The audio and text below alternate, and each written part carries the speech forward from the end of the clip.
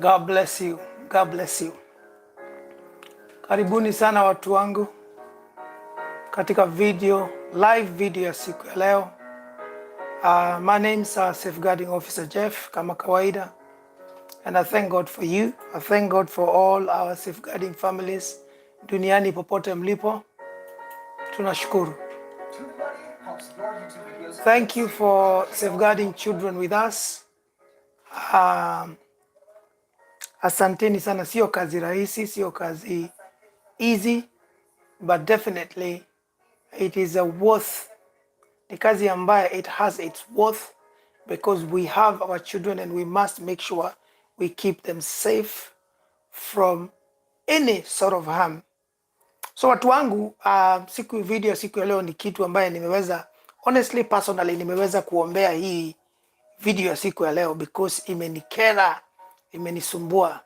Nimekuwa nikiwazua kuhusu Nasra. Nimeweza kuwa nikifikiria kuhusu Siombua, and then naona na macho yangu Paul, and kama nashikwa na hasira, na kama afisa wa watoto safeguarding officer, kweli nimepigwa butoa, nikashangaa kwani hapa duniani kuna watu na viatu kama vile watu wanaimbaga. Why would you as a man do that? So anyway, I hope watu wangu, karibuni sana. Wacha nishuke chini kidogo. Karibuni sana katika video ya siku ya leo. Tungeweza tu kuja kuweza kuongea kuhusu watoto, na leo tunataka tu kuangalia hii familia ya Bwana Paul. Ni familia, hata sio moja, ni familia mbili za Bwana Paul, zote ambazo saizi hataki. Of course hii imekuwa katika mtandao wa Director J katika Truektv, and it's a channel that has been doing wonderful things. Imekuwa akiweza kuangaza kuhusu familia and how things zinatokea, wanajaribu kusaidia, and katika ndani ya Director J of course aliweza kupatana na Paul pamoja na Siombua, and walikuwa na present kama a very good couple. But shortly after ikaweza kuanza kuonekana ya kwamba Paul definitely ilikuwa ni mtu ambaye alikuwa anamuse Siombua. Brief understanding of how the story is, just in case wewe ni mgeni katika safeguarding watoto, ama maybe hata hujakuja ndani ya safeguarding watoto ama Truektv. Siombua met with Paul na ikawa alimpata ndani ya biashara, and Siombua akaona yeye ni mtu mzuri, ni mtu ambaye anaaminika, anaweza kutumwa hata nje ya Kenya, anaenda anafanya biashara Uganda, anarudi, akawa ni mtu ambaye anasadikika. And of course vile Siombua alikuwa single, akaanza pia kupata hisia ya mapenzi na aka fall in love na yeye. Wala jamaa simwambie yeye ako na familia, ako na mama na watoto 5, na hata mmoja according to Nasra ni mlemavu, is a disabled child.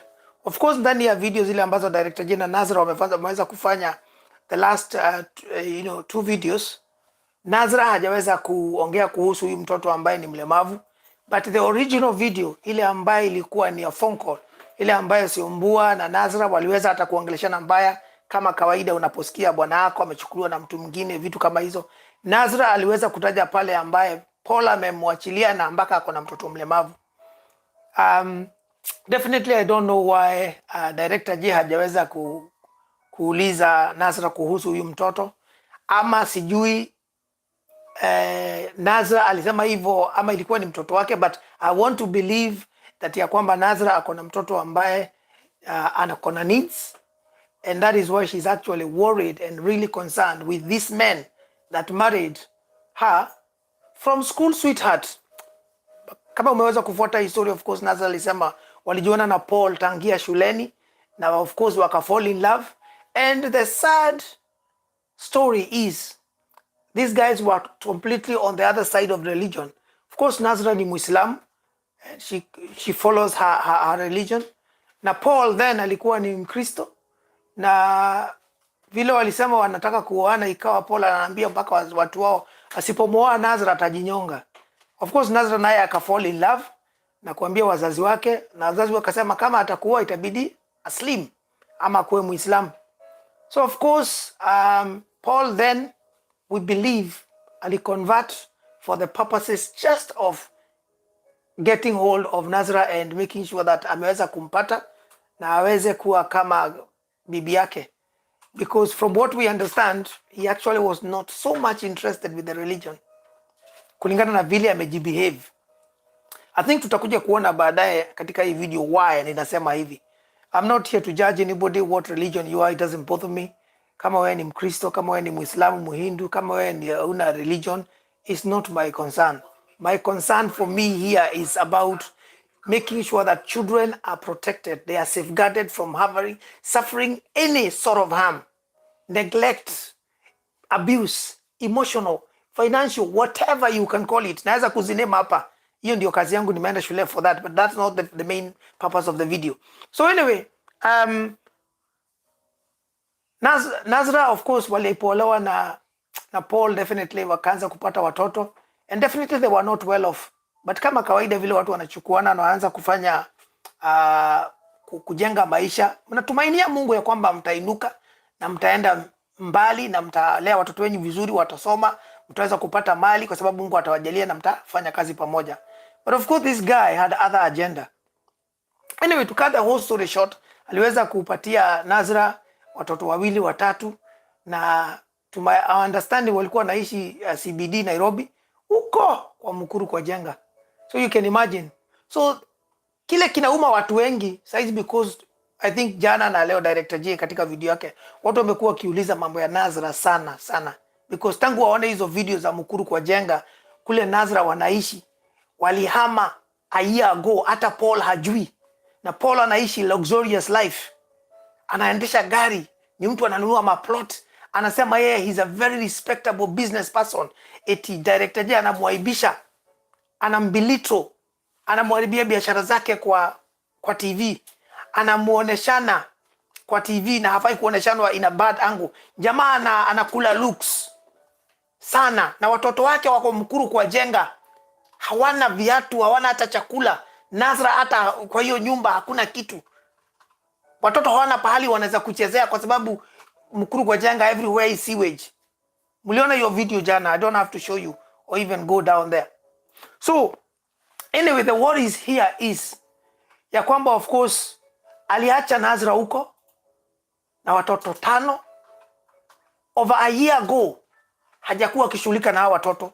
To understanding kama vile Nasra alisema alimwekea kabiashara hapo. Kabiashara sio biashara. Biashara tunaongea kuhusu kama unataka kuwekea bibi yako biashara, umwekee biashara ya 1 million ama half a million, biashara ambaye within a week itaongezea 200,000. Alimwekea kabiashara, I believe probably ya mia kadhaa ama 1000 kadhaa, ikiwa imeenda sana probably 3,000 4,000 5. Mimi ningependa Nasra tuambie ilikuwa biashara ya pesa ngapi na huyu jamaa, kwa sababu is a stingy guy. Hata ukimwangalia vile yako, ni mtu ambaye ni physical, ni mtu ambaye he puts his hand on women. Come on. Anyway, alimwekea biashara alafu akatoroka, na wakati alitoroka akaenda sasa, ndio walienda akapatana na Siombua. Of course Siombua akaona yeye pia ni jamaa potential, na wakaanza hivi kibiashara, kazi, and then wakaingia ndani ya mapenzi mpaka wakazaa mtoto na Siombua. Of course naye Mungu, kwa sababu ni Mungu, akamtuma Director J, wakakutana na wao, na ndio sasa mambo imeanzia hapo. To our understanding saa hizi wamekosana na Siombua kwa sababu jamaa ni big head. Jamaa sasa yeye all he thinks is about his reputation, his businesses, his associate, hataki hata kuonekana. So anyway, for the purposes of this video, I don't even want to give this guy more coverage on this platform, because I feel Paul does not deserve any limelight whatsoever, but he must be spoken of. So Paul, of course, saizi hawasikizani na Siombua kwa sababu ya tabia zake, na hamtaki Siombua. Of course, akimshika Director J na mikono hivi saizi anaweza kumkula. The last time walikuwa kwa shemeji ya sister Siombua ambaye ni shemeji yake, aliacha huko akiwa amepigana mateke, akakanyanga bibi yake mateke kwa miguu, kwa tumbo, akajaribu kumpiga Director J, but Director J did very well to get hold of that man. J, congratulations, well done man, you've got the strength man, I really admire you. And then of course Siombua did what a wise and clever woman would do, na akaweza kuchukua fingerprints zake na akatoa password, na ili akaweza kupata password za simu yake na akajitumia message. That is how they managed to get hold of Nasra's number. So of course wakati walipigia Nasra waliletana juu na Siombua, baadaye wakaweza kushuka chini, and then from now the story has evolved. So now tumemuona Nasra wakipigia Paul na director J wakiwa kwake huko kumukuru kwa jenga. Jamaa alisema hataki kujua kuhusu Nasra, hataki kujua kuhusu watoto. Alimwekea Nasra biashara, and apparently biashara ikachomeka, na hiyo sio shida yake. These are words of Paul. Leo sijapata muda wa kuweza kujaribu kuomba video ya director J ili niwaekee what exactly he said, but it doesn't matter because please tafadhali, kama ungependa kuona, can I kindly send you to director J's platform? Enda uchukue video ya Nasra wakati walitembelewa na J kule mukuru kwa jenga. You will see the video. I think it is titled Tulilia Machozi wakati tuliona Nasra anavyoishi, something like that. So watch that video and you will be able to understand. Utasikia vile director J alimpigia Paul simu, na wakati Paul alishika vile alisema, alimwambia bibi yake Nasra ya kwamba yeye hana shughuli na wao, hataki kujua mambo ya watoto, na aliwawekea biashara. Na of course sasa from there, from my analysis, anasema aliwawekea biashara na akawaacha. Na sasa ikawa yeye alikuwa na expect Nasra ataweza kuendelesha hiyo biashara na aweze kukua na upkeep mpaka ya watoto within ako ka biashara aliwawekea. God forbid, bahati mbaya to our understanding, the area hiyo mukuru kwa jenga ilichomeka, na hiyo biashara ya Nasra ambaye aliwekewa na huyu Paul ikachomeka yote flat. There was nothing that was salvaged there. So watu wangu, jamaa sasa alikuwa anaambia Nasra, hiyo sio shida yangu, nilikuwekea biashara na biashara ikachomeka, that is not my problem. Tafadhali usinisumbue, usinipigie simu mkiwa na huyo director J, huyo ni mkora wa Nairobi, and therefore mimi I did my part and ni kama nimeosha mkono. That was the last words of Bwana Paul na bibi yake Nasra ambaye alikuwa anapigia wakiwa na director J. So as per right now, Nasra anaangalia watoto 5 peke yake. Na these are the facts. Nasra anaangalia watoto 5 peke yake. And I believe within hawa 5 kuna one of the child that is disabled, ama a child that has got special needs, according to the initial conversation, or telephone conversation between J, Nasra and Siombua. So Paul, mimi ningependa kukuuliza a few questions kama ukipata hii message. Na tafadhali mtu yote ukipokea hii message, naomba tafadhali uweze kusambaza hii video kwa Paul so that he can clearly see this, because definitely he needs to be dealt with. So if Director J is imefika wapi pamoja na hii story, but definitely this is a story that Children's Services, Kenya Children's Services need to be involved in, because katika katiba ya Kenya kuna chapter 8 ambaye inaongea kuhusu kulinda watoto, and children must be protected from what we call neglect. Hawezi kuzaa watoto wewe kama mama ama wewe kama baba and then you abandon them. The Kenyan Constitution imelinda watoto, na hicho ni kipengele ambacho kimewekwa hapo. Wewe kama mzazi lazima utie kila juhudi uhakikishe umewaangalia watoto wako. You have to do that. Hiyo sio kupembelezwa unapembelezwa. It is a mandatory thing that the Kenyan government has put. Lately, I'm yet to be very updated about what was discussed a few days ago, wakati Ruto alienda wakaongea kuhusu Children's Services. I am hoping to get updated very quickly. But sasa saa hii pali Kenya imefika, and especially within this government ya the fifth Ruto, hakuna chance ya mtu kuabuse watoto. Paul is neglecting his children. Paul is abusing his children, especially a child that has needs, amewaachilia.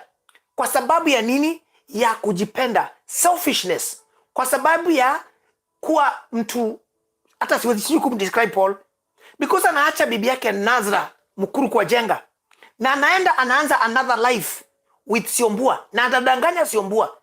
Siombua has no mistake hapa. Siombua aliolewa na Paul akifikiria Paul has never been married. Paul does not have a family. I don't know hata exactly what he said, but I think from what I can recall, Siombua alisema hakuwa anajua, na ndio Siombua wakati walianza kufurugana na Nasra, alimwambia Nasra, tafadhali shuka chini, because hata mimi nimedanganywa kama wewe. Sisi ni wanawake wote wawili, tumechezewa hapa na huyu jambazi, because Paul ni jambazi. Honestly, a person that can deal and treat his children like this does not deserve to have a child at all whatsoever. Kuna watu wanaomba watoto kila siku. Kuna watu wanaomba Mungu awapatie watoto.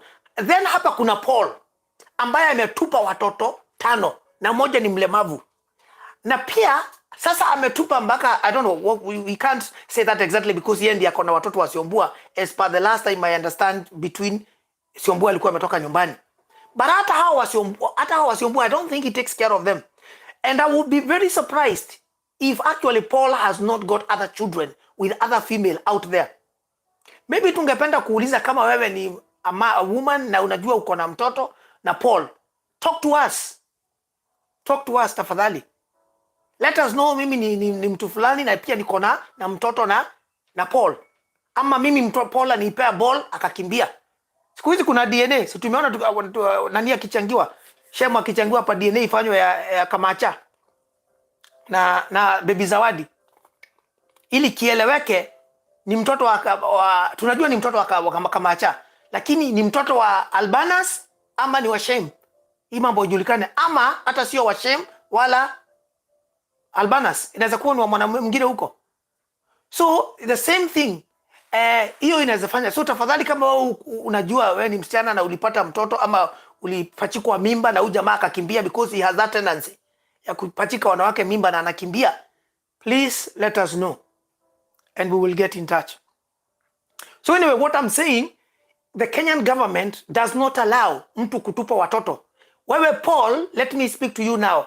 Wewe tabia yako ni mbaya, unaibisha wanaume. You cannot call yourself a man, Paul. How can you leave your disabled child na unakimbia? Paul alidanganya familia ya kina Nasra ya kwamba atakuwa Muislamu. Of course we know he was not an Islam. That's why Nasra na yeye walikuwa wanaambiwa hawataoana. Kwa sababu katika dini ya Kiislamu hauwezi wewe kuoa ukiwa mwanaume uoe msichana Muislamu na wewe sio Muislamu. They won't allow that. So Paul akajifanya amekuwa alikuwa anaitwa, alisema anaitwa nani? Ali. Sio alijiita Ali. Akaoa Nasra and then akaanza kumpatia watoto 1 2 3 4 5, then akahepa. Because hizi ni kuhepa, amehepa. Juzi wakati imepigwa simu hapo na bibi yake, alikuwa anaambia bibi yake, mimi naelekea Kajiado kuangalia a plot. The other day Nasra alimuuliza, aliambiwa mko na gari na sisi hatuna hata wheelbarrow. Nakwambia Nasra hata wakati je alienda huko, she couldn't afford to give them a drink, for goodness sake. Soda, hata pesa kununua soda hapo kwa kioski aletea kinaji hana. And we cannot blame Nasra, because Nasra ameachiliwa watoto 5. Ameachiliwa watoto 5 na huyu jambazi. Paul, where you are, you need to understand that you need to go and take care of it. Okay, let me deal this sasa na mambo ya law. The law states that ukizaa watoto, you must take care of them regardless, especially mtoto ambaye ni disabled. It's not about age. Mtoto disabled sio, hata kama ako past 18 ni lazima utamwangalia, because they are children with needs. Na kuna watoto ambao wako na needs wanaweza kuangaliwa for their whole life. Hata kama ako 70 bado ni mtoto, ama bado ni adult that must be taken care of, kwa sababu hawezi kujiangalia, kwa sababu ako na mahitaji ama ulemavu. Somebody with needs, somebody with special need, a disabled person, an abled differently person. All those are the same terms that we use for somebody that is not able to support themselves. Na wako. So for this reason, Paul, you are going against the Kenyan law pertaining children. umeabandon watoto wako, neglect watoto wako, umewacha wasafe what we call significant harm. This is significant harm because tunawaona hawana hata chakula. Kwako nyumbani mkuru kwa jenga, ile nyumba hata haujui. Kwa sababu Nasra alisema walihama to that house, hiyo mbaya wako ambaye is a 2-roomed house a year ago, na we haujui. Hata haujui unaishi wapi. Nasra alisema hapo kwa telephone call. Hajaongea na wewe for a year. Hajaongea na wewe for a year. Sasa una support watoto wako namna gani kama haujaongea na Nasra for a year? Na Nasra ndio ako na watoto wako. How are you supporting your disabled child? Why would you sire a child and get to recognize that huyo mtoto wako na needs, and then you decide to walk away, and then you live a luxurious life somewhere else? Unavaa masuti, unavaa tai, unachapa looks za vitenge na nini, unaendesha gari ya siombua, unaishi luxurious life, na watoto wako wako mkuru kwa jenga hata hawana blanketi. For goodness sake, they don't have anything to eat, Paul. Na unajiita aman. Hii kitu imenikera sana. Imenikera sana. So now, I don't know Director J amefikisha wapi hii mambo, but definitely children's services need to act very quickly, because what children's services will do is to enforce the law. And that is what we need to do. So, I'm trying to get hold of Director J, asijaweza kumpata nijue kama kuna action ametake katika hizi, but definitely children's services need to be involved, because huyu jamaa siku hizi akona pesa. From what Siombua said, Siombua alimkuta akiwa na pesa, alimkuta hata akiwa na hiyo shamba where wamejenga, alikuta Siombua akiwa amenunua hapo. But Siombua alisema of course hata yeye ni mtu wa kazi ya mikono, ni mtu wa bidii. Walifanya kazi pamoja na akamsaidia kusupervise na wakaanzia biashara. Siombua sasa akona biashara zake na yeye akona biashara zake pia, Paul. But guess what? Hata wakati Mungu amemjalia na akaanza kubariki kazi ya mikono yake, because Mungu sio adhmani, atakubariki. Lakini badala huu jamaa arudi ama at least a support, hata kama hataki kukaa na Nasra. Sasa amepata manyanga Siombua, which is not bad. Kwa sababu nani alikuwa anasema one thing, Waislamu hata kama Paul angetoroka kwa Ukristo arudi kwa sababu Paul anaishi double life. Na ndio umeona hii kitu nasema ni mara mbili. Anaishi double life. He's trying to be a Muslim and then he's also trying to be a Christian. Nasra alikuwa anasema wakiwa na yeye walikuwa wanaenda kwa mosque, wanafanya maombi ya Kiislamu. Then Siombua wakati wako na yeye anaenda kanisani, hata kama it was not as often as every week, but whenever they went to church he was quoting some verses, alikuwa anaimba nyimbo za Kikristo. So huyu jamaa anaishi a double life. Ni ataka kuwa Muislamu na Mkristo at the same time. It is not going to work. It is not going to work. Lakini kama angekaa ndani ya Uislamu, Waislamu wanaruhusiwa kuoa wanawake up to 4. Sasa kama alikuwa na Nasra, all he needed to do is to tell Nasra ametafuta bibi mwingine. That would have been it. Haingekuwa na shida. Lakini kwa sababu anataka pia kukaa ndani ya Ukristo, ndio ilifanya ahepe. Huyu jamaa hata hana religion. Kwa sababu hakuna religion inatupanga watoto. Waislamu hawatupi watoto wao. They love their children. Wakristo hawatupi watoto wao. We love our children. Hata Wahindu, hata wale ambao ni atheists, hata wale watu hawamjui Mungu na wamezaa, they do not throw. Wachana hata na watu, hata ng'ombe hazitupi watoto wao. Hata ukiangalia wanyama uko forest, zebra hazitupi watoto. Hata cheetah ama lion kikuja kukimbiza mtoto wa zebra, utaona mama zebra akijaribu ku fight the lion, kwa sababu hakuna mtu anapotezaga watoto wake. Huyu jamaa ni ako wapi? Kwa sababu hata hako kwa wanyama, hako kwa binadamu. Where is he? Huyu anatupa watoto. So watu wangu, this issue is one that we need not only to pray for but to act, because maombi bila matendo saa zingine hayafanyi kazi. Tunaweza kuombea watoto wasishikwe na magonjwa huko kwa mkuru kwa jenga, na Mungu afungulie milango. I believe we have a beautiful nation Kenya, ambaye I believe the children will be supported kwa njia zozote zile, but we must also act, because kazi sio kuongea tu. We must also act, because children's services need to get involved, and this is what needs to happen. This jamaa must be reprimanded. Ni lazima ashikwe, ajibu mashtaka, aseme ni kwa sababu gani amewatupa watoto wake for all this year, kama ni years ama ni year. Siombua Nasra alisema hajaongea naye for over a year.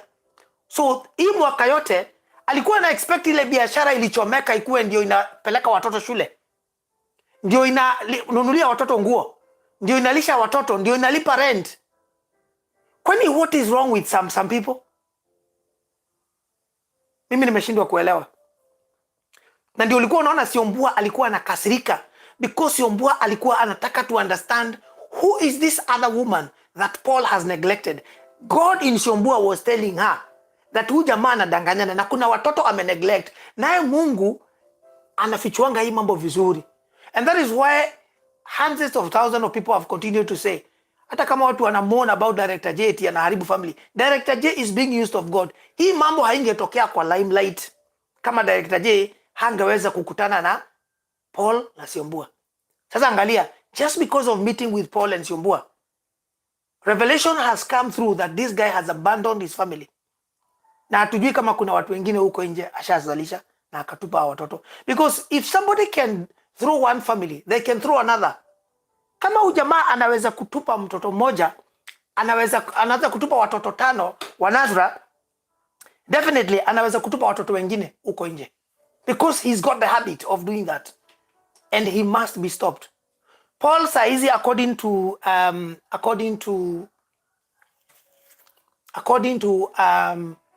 Siombua akona pesa. He's got money. And therefore he must be held responsible. Na sio only kusaidia hawa watoto, ni lazima akuwe held responsible why over this time he has neglected his children, especially the disabled child. He must be held responsible. So he must be charged for this because this is an offense. Hawezi kuachilia watoto just like that. So sio eti akuje tu aambiwe akuje kuanzia sasa aanze kusaidia watoto. No, he must answer. And that is the law. Ni lazima atashikwa, apelekwe, aulizwe maswali. And children services need to act. That's why nilikuwa naomba tu nijue, I'll try again to get hold of Director J. Niweze kujua amefikisha wapi hii mambo. Is anybody getting involved? Because this must be sorted.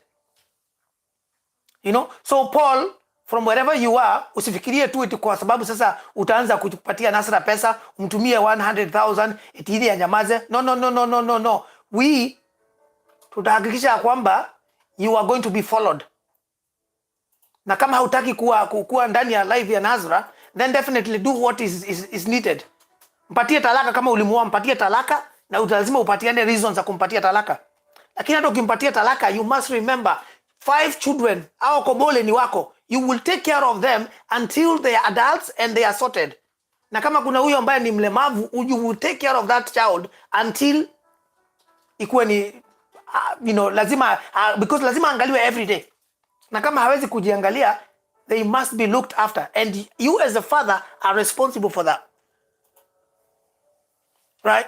Hawezi kuachilia Nasra afanye hivyo. Na sio tu wa Nasra, pia huyo ambaye uko naye na Siombua, pia hata huyo utaangalia. So right now tunajua watoto 6 ambao uko nao. So huyo wa mko pamoja naye na Siombua, na hawa 5 you must take care of them. You can drop the ladies. Hiyo sio issue. Hawa wasichana wanaweza kujiangalilia. From the way tumeona Nasra ni mtu ambaye ameweza kuangalia hawa watoto wote tangu wakati ulimtupa. And she's just a lady ambaye hukumwachia much. Biashara ilichomeka a very long time, but he has managed to maintain hawa watoto na kuoshea watu nguo na kufanya biashara kidogo kidogo hapa, kuuza njugu karanga. Can you imagine Paul? Unalalanga namna gani Paul? How do you sleep? How do you find sleep? Is your conscience not haunting you at night? Hii ni kitu kweli that's why guys I said I had to pray for this video, because imenisumbua, nimeshangaa, nikashindwa ni namna gani.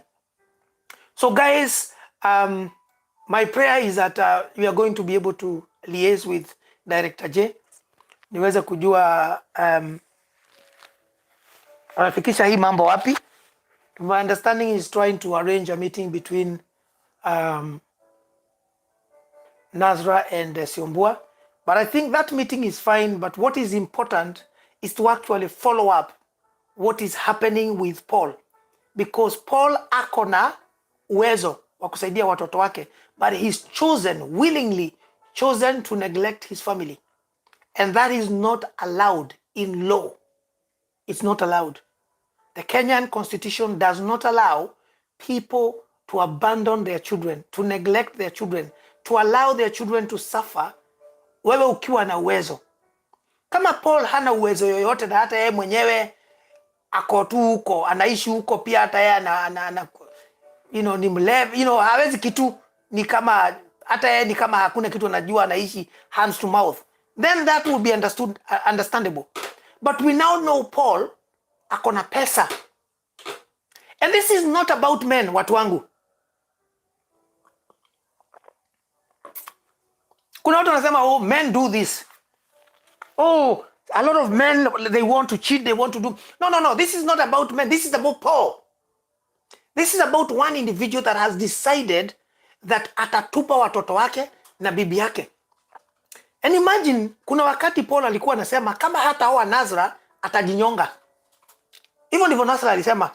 Nasra alisema walikuwa ni school sweethearts. Walijiona wakiwa yuko shule. Na alisema kama hata muoa atajinyonga. Kwani hiyo upendo ilienda wapi, Paul? Hiyo upendo, ama siku hizo Nasra alikuwa slim, alikuwa figure 8, alikuwa curvaceous. Siku hizi of course umempatia watoto 5, amekuzalia watoto 5. Of course she's no longer the girl that you used to know in high school. Ama sijui ni secondary school.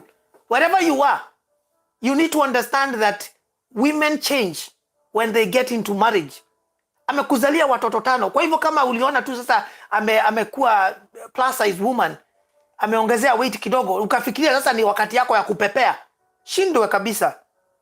You need to understand that has happened because of what she has gone through. She has gone through a lot of difficult times, especially kama akona mtoto ambaye ni akona needs. That changes everything. If I start speaking about children with special needs here, tutatafuta vitambaa za kuvuta machozi. They are children that God has blessed us with. But of course, they come with their package. Yeah? They are blessed. Na sio shida, sio taabu. Watoto walemavu sio taabu. They just need a little help. So Paul, kama ulitoroka kwa sababu ya mtoto wako mlemavu, naomba Mungu akupatie neema ya kuweza kujua ni nini uko naye, because in between your ears something is gone wrong. Kuliko brain yako ifanye kazi vizuri, inarudi nyuma. Mwanaume sio kuvaa suti, Paul. Mwanaume sio kupiga look vile unapiga look. Mwanaume ni in between the ears. Your brains. What are you thinking? Are you taking care of your wife? Hata una doesn't it not hurt you, Paul, when you say that you put a business together for your wife over a year ago, and that the business burned down, and that's not your problem? Paul, what are you talking about? What are you talking about? It is your responsibility to make sure that you take care of your own children. You cannot put a business together for your wife, but that's beside the point. Paul, regardless of whether you put a business together for your wife, whether it's flourished or not, whether the business burned down or not, you must be responsible for your own children. You must make sure that they go to school. You must make sure there's food on the table.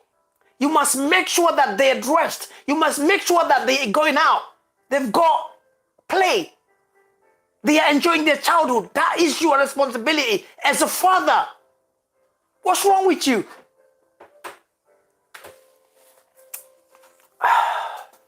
Hawa wanaume kweli wanatu let down, wanatuaibisha sisi ambayo tungependa kuwa good fathers. They're just letting us down. Imagine saizi vile watu wanafikiria kuhusu men. And it's not all men. It's just a few like Paul. Ndio wanaibisha wanaume. Sasa saa zingine hata ukiangalia msichana ambaye ni alikuwa anafikiria kuolewa, ana think twice. Anafikiria wait a minute. Mimi na nikienda nikutane na Paul, anipachike mimba watoto 2 3 alafu atoroke. Na nikienda nikutane na Paul, anioe alafu shortly after aoe another woman, akimbie kwangu aende aoe another woman. Please, Paul, I want you to let you know that your days are numbered in reference ya kujificha. Saizi uko everywhere katika kila mtandao. Right?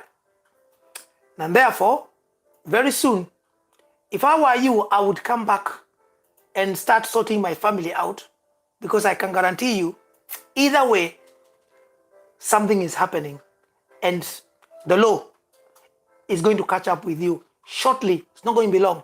Very shortly, it will catch up with you, because we will make sure that. Tafadhali Nasra, wacha nikuongeleshe. Well done you. Thank you very much. You have been a wonderful mother. You have taken care of those children. Najua haujaweza kuongea kuhusu huyo mtoto mlemavu ama akona special needs, but well done you for being a mother. That is what mothers do. Well done you for being there for your children. Hata wakati ulikuwa abandoned. Nasra, tumeona mpaka, I mean, as a lady you're supposed right now to be having a good phone. Zile ambazo unaweza kuangalia watoto wako, unachukua videos za watoto wako, unaangalia, but of course, you cannot prioritize a phone over food. So we have seen what kind of mother you can be. We are so proud of you, Nasra. Well done for yes, nimekasirika. Sitaki hata kuanza kusoma hizi message. Saa hizi mnatuma tafadhali. Nasikia uchungu because it's so sad. It is so sad. Na mimi kazi yangu ni hiyo ya kuangalia watoto na kuhakikisha watoto wanalelewa vizuri. Nikianza kuona mwanaume ambaye anatia look, anatia biashara over their own children, hata siwezangi kulala. It's because God gave me this. Na ndio ilifanya niende shule, na mpaka mimi hata outside shule nifanye makosi zingine za kuweza kuelewa mambo ya watoto, kuweza kuelewa jinsi watoto wanafaa kuangaliwa, kulindwa, kuweza kuunderstand law, you know, kuelewa mtu akikosea watoto kama hivi anafaa kufanywa nini. And that's why I'm saying Paul soon need to be held accountable for what he's caused his children to go through, but also his own wife. But more so, so that that thing does not happen again. He needs to be taken care of so that other men can learn from him. Ya kwamba hawezi kufanya tabia kama hii. It's unacceptable. Especially kwa mtu ambaye anasema ni mwanabiashara mashuhuri. Anadu businesses, high class businesses. But watoto wako hawana hata blanketi ya kujifunika. Wageni hata wakikuja kwako hawezi pata maji ama hata juice. Paul, na unajiita mwanabiashara mashuhuri. Anyway, watu wangu, Nasra, I was just thanking God because of Nasra. Well done. Keep up the good work. I want to believe God that the well-blessed men of Kenya are going to do what God has asked them to do, and wakusupport. I know watu walikuwa naongea kwa Director J, wanasema mbona Nasra asifanyiwe hivi, achangiwe nini. Director J, of course, nimekuwa na hii story. For me, I'm just chipping in as a safeguarding officer. My role is just to come and speak about children. So, but definitely, Director J will be used of God, just vile amekuwa kitumiwa katika hiyo njia nyingine ya kujua how the support and the help that Nasra will get itakuja na njia gani. But personally, nikiondoka ndani ya safeguarding officer niingie katika neno la Mungu kama mtumishi wa Mungu, I am praying, na nimekuwa nikiombea Nasra na hawa watoto, and especially kama kuna huyo mtoto ambaye ana need. I've been praying for you, Nasra, and I'm asking God to open doors for you and to turn the whole situation around for your good. Kuna wakati Mungu amekuanga ameweka an opportunity, a time when that time comes, nyota yako inabadilika. So I believe God, this is your time, and your story will change. Your story will change. Watoto wako watakuwa sawa, wataangaliwa vizuri mpaka huyo mlemavu. And if this is not what you had meant katika hiyo phone call ya kwamba hauna mtoto mlemavu, we bless God and we thank God. But kama nilisikia vizuri, I definitely did hear that ulisema hivyo. But if I misheard the conversation ama sikuweza kuelewa, please naomba mnisamehe. But huwa hatufichi watoto ambayo wako na needs. I deal with children with needs every day. And they are not different from you and I. So watoto sio shida awe ni mlemavu ama sio mlemavu. Na sio watoto peke yake, hata adults hawana shida whether ni walemavu ama sio walemavu. All they need is a little help, just a little help to be able to live a normal life like everybody else. Just a little support. And that's why personally I'm disappointed with what Paul has done. because sio vizuri. So Nasra, keep up the good work, endelea vizuri, na nasadiki ya kwamba Mungu atakufungulia milango. I know Director J will do what he's supposed to do to see that the entire family of Truektv and other well wishers, including Safeguarding Watoto, tafadhali na waomba you know, subscribe to Director J's ili muweze kuona hii video vile zinaendelea. Na mtu, if you haven't subscribed, please, I'll send you there. I may not have many subscribers, but maybe my subscribers are not Director J's. So ukitaka kufuatilia hii story, pia subscribe huko kwake ili uweze kuona what's happening. And but I know help is coming. And as a man of God, I ask we pray for Nasra and watoto wake. We pray for her sanity, for her mind, so that aweze kuwa na ushindi na nguvu ya kuwalea hao watoto. Nasra, tunakuombea Mungu akakushukie, akakubariki, akakuongezea nguvu, akatia neema yake juu yako ili uweze kuwa mshindi. We need you to be sane, Nasra. We need you to remain focused. We need you to be a prayerful person. We need you to be a strong woman, because with 5 children, especially if you have one child that is not able, that is able differently, you need to be a strong lady. You need to be a strong woman. You need to be a strong mother, so that hawa watoto wakikuangalia wanaona kuna future. Because right now their father has abandoned them. He's not there. And unachukua hiyo role. Yes, you may not be able to fulfill the role of a father, but una act saizi kama baba, manake wewe ndio unatafuta bread. Wewe ndio unalete bread kwa table.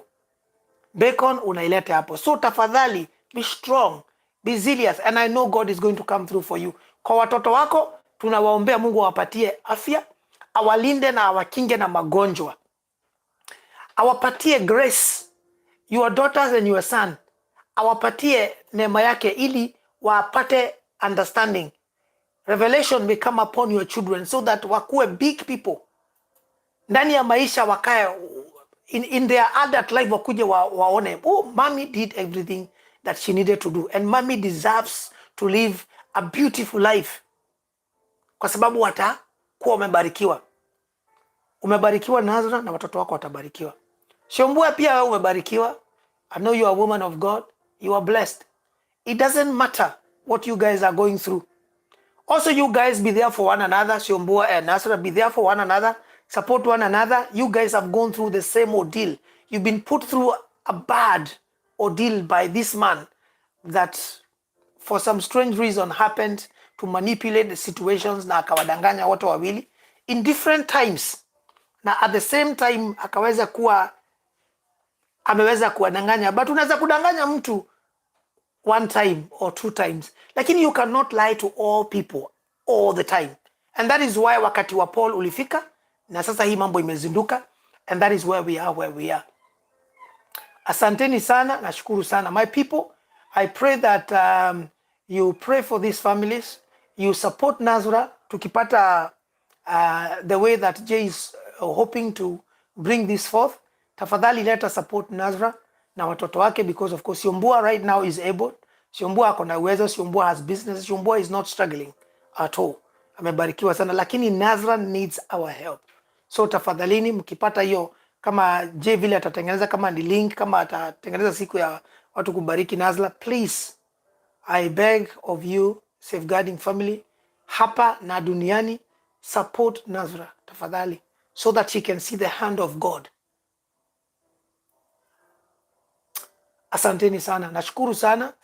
And I pray that the law is catching up with Paul very shortly, so that he can understand that he cannot do what he has done. Let me speak to other men out there. If you are a man and you are thinking that you can sire children, and then you run away from your children, you run away from your responsibilities, I want you to know you are not going to go anywhere. You can even try to run outside the country, but the law is going to still catch up with you wherever you will be, kwa sababu serikali ina mkono mrefu. So tafadhali, kama hautaki kusupport watoto, usizae. Listen to me guys, nasema kama hautaki kusupport watoto, usizae, kaa single. But if you want to have children, if you want to sire children, if you want to enjoy whatever it is, enjoy na uhakikisha kwamba hautazaa watoto. So do whatever you will do, but make sure you do not sire children, because if you do, you must be a responsible father. You must be a responsible individual. You do not even have to be a father, but whatever it is, hata kama wewe sio baba ya hao watoto, umewatupa, you would still be expected to take care of them because you've sired them. Hatuwezi kuwa tunapata watoto chokora huko na ukienda kuangalia hao watoto, most of those chokoras, if actually you go to look who is their fathers, utakuta ni watu ambaye they are big business people. Wengine ni government, personnels. Unaweza kuta mpaka kuna watoto wako kwa street na wao baba zao ni ma MPs. Kwa sababu ikifika ni wakati mwingine, men just go and they just do their things anyhow. And that's wrong. Akina mama pia, wacha niwaambie, it's also been known that there are also women that run away from their children. And this is the saddest thing ever on earth. Ya kwamba mtu anaweza kubeba mimba miezi 9, uzae, alafu after some time you run away from your children. I can understand if you have got mental health problems. If you run away, then that's different. I can understand if you've been subjected to abuse that is you cannot handle. But even after that, ni lazima ujue na uhakisha kwamba unajua watoto. Like kama Siombua wakati alikimbia na akawa ako kwa sister yake, shemeji ya Paul, alikuwa bado anapiga simu kwa msichana wa Kazi kujua watoto wako namna gani, wamekula. This is what our mothers do. But I understand there are also some women that run away and they abandon the children, wanaachia watoto familia ama wanaachia watoto bwana zao na wanakimbia. If you are such a lady, also you need to understand that the law is going to catch up with you. If you don't want to have children, don't get pregnant. Don't get pregnant. Stay single. There are ways of you to continue enjoying life and having fun and ensuring that you're not going to become pregnant. Because if you become pregnant and then you give birth to a child, you must take care of that child regardless of what happens. Mpaka huyo mtoto afikishe 18 years, because the Kenyan constitution, the law inasema mtoto ni mtoto mpaka wakati afikishe miaka 18. Akishafikisha miaka 18, then the mother and the father, they are not sort of responsible because ameshakuwa adult. Anaweza sasa kujitegemea. Hauwezi kutiwa jela kwa sababu umekataa kusaidia mtoto ambaye ako 20 years old. Huyo ni adult, anaweza kujitegemea. After 18 years wanaweza kuolewa, na hata akifanya mambo machafu anawekwa jela ya watu wazima. Lakini, and I think this is very important for people to know this, kama huyo mtoto ni mlemavu, kama mtoto ako na needs, then that age of 18 does not work. It is not applicable. Hiyo miaka 18 haifanyi. Kama mtoto ni mlemavu, then ni jukumu la wazazi pamoja na government support kuhakikisha kwamba utaendelea kumwangalia huyo mtoto na utalinda maslahi yake na hata pitia mambo magumu. They are not going to suffer significant harm hata kama ameshakuwa adult, because of course mtoto mlemavu, it doesn't matter, by the time they are 18 bado ni adult. Lakini sasa ana move from class ya child with needs to an adult with needs. Needs zina vary. Kuna mtu ambaye anaweza kuwa na severe needs. Severe needs ni kwamba huyo mtu hawezi kujifanyia kitu. Ni lazima angaliwe, lazima apelekwe choo, lazima aoshwe, lazima avalishwe nguo, lazima alishwe. Kuna wengine wako na what we call moderate needs. So that means anaweza kujivalisha nguo lakini hawezi kwenda dukani peke yake. Anaweza kuongea lakini hajui kuongea vizuri, ama anaweza kuongea mambo ambaye hayaeleweki vizuri. Lakini unaweza kumuitisha kikombe na akuletee. Hizo ni moderate. So kuna vitu anaweza kujifanyia, kuna vitu anasikia, kuna vitu anaona, lakini hawezi kufanya kama mtu ambaye hana needs.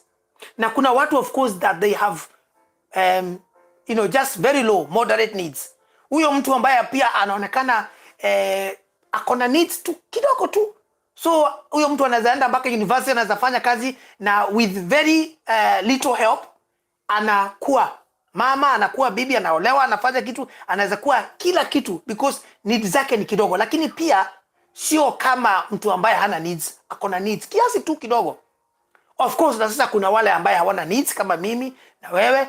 Although hakuna mtu ananga need duniani. Hata mimi mwenyewe utanikuta bado niko na needs zangu. Kama saizi nilikuwa nimekasirika not long ago. Nimekasirishwa sana na Paul. Hiyo pia ni need. Mbona ninakasirika na hata huyu Paul sio wangu, hajaoa sister yangu. Mbona mimi nakasirika na huyu Nasra hata si sister yangu? Lakini ni kwa sababu mimi hiyo ndio kazi yangu ya watoto. Inanikera. So hata unaona hata mimi niko na hizo need. So hata wewe uko na need zako. Kuna mtu unasikianga anapendaka kuongea loud, kuna mwingine anaongea pole pole, kuna mtu anapenda kukimbia kimbia. So watu wako na need tofauti. Nilisikia wazungu walisema everybody is mad, it depends on the degree. That's debatable. Watu wangu. So kuna hizo needs, so tafadhali naomba tuweze kujua, tuweze kuelewa na tuweze kujua kwamba tukileta watoto hapa duniani ni lazima itakuwa our responsibilities. Ndani ya safeguarding watoto wanga tunasema it is a responsibility of everybody, especially the parents, to take care of children. Hawezi kusema kwa sababu umeona mtoto wa jirani sasa ako karibu ile barabara anapita ataanguka kwa shimo, useme umwachilie kwa sababu ni wa jirani. No, unamuondoa katika hiyo shimo. Ukiona mtoto anafanya kitu mbaya atagongwa na gari, unamuondoa, unaruka, unamuondoa. Huwezi kuachilia agongwe na gari. Jukumu ya kulinda na kuwatunza watoto ni ya kila mmoja wetu. Everywhere in Kenya. Ukikuta mtoto anapitia mambo magumu, msaidie. Ukikuta mtoto analia pahali, angalia ni kwa nini analia. Sisemi uende udiscipline mtoto wa mtu. No. That is not your responsibility. Wewe ni kusupport, building up, making things better. Yeah? Ukisikia hata kuna mtu anachapa mtoto vibaya, no, call the authorities. Pigia simu, polisi. Pigia social services simu. Waambie kuna mzazi hapa, vile nimeona amechapa mtoto wake, hajachapa you're not disciplining, you are abusing the child. Because kuna tofauti ya kudiscipline na kuna abuse. Huwezi kuchapa mtoto mangumi, mateke, makofi ya kichwa, mtoto na vimba. That's abuse. Sitaki kuongea kuhusu primary vile nilikuwa tunachapwa. That's a story of another day. But kuna of course kuambia mtoto usifanye hiyo tabia mbaya. And actually talking is the best way. Kuongea na mtoto unamuongea, kuna way of dealing with consequences. That you can apply that is going to be more effective than kufikiria eti unaweza chapa mtoto. Kuchapa mtoto, ukichapa mtoto anaenda mpaka anazoea. Nimezoea kuchapwa. Nikichapwa na kaa dakika 2 and then nafanya the same thing again. Lakini ya consequences we will talk about this video in another day. Consequences, how we can work with our families to understand ways of how to discipline our children. Yeah? But watu wangu nimeshukuru sana. Asanteni sana for gracing this life. I am forever grateful. Please naomba utie hii comment yako hapo, ongea. I know there are many comments. Nitazienda through one by one. I'll try and answer questions. So mkipata watoto ambaye wanapitia through mambo kama haya, tafadhali raise the alarm. I've spoken about the 5 hours of safeguarding watoto. So no, sio safeguarding watoto, the 5 hours of safeguarding children. Yeah, sitaziongea hapa saizi, but they are in my videos. If you go down my videos, you will see the 5 hours. Ukienda kwa safeguarding watoto channel, look at the 5 hours of safeguarding. You will see jinsi unafaa to respond, to record, all those things are there. Anyway, watu wangu asanteni sana. Please naomba sambaza hii video kwa mtu. Naomba pia tafadhali subscribe to Safeguarding Watoto. Alafu wachia ile kengele tafadhali ikuwe hapo, so that next time tunazindua video yote utakuwa notified ya kwamba tunakuja live ama tumezindua video, so that you can work with us. Tunaomba tafadhali you become a family of safeguarding, ili tuweze kuangalia, kulinda, kutunza watoto pamoja. And we'll have a better country, a better villages, a better community, and a better nations of nations. Asanteni sana watu wangu. Tafadhali naomba one more time, we keep loving these families and we pray for them. Na sio ya Nasra na Siombua na Paul peke yake. They are all there. Hata za kina Albanas, they are all there, za kina Pastor Ezekiel. Ukienda huku kwa wanjikuwainaina, they are there. Ukienda kwa Theeplutoshow unazikuta huko watu wanakuwa heartbroken every day. Kienda kwa pastashow, they are there. I don't know hizo zingine zinasemekana ni acting. But anyway, there are genuine videos that are happening. There are marriages and relationships are causing children to suffer. But shida sio kuwa exposed.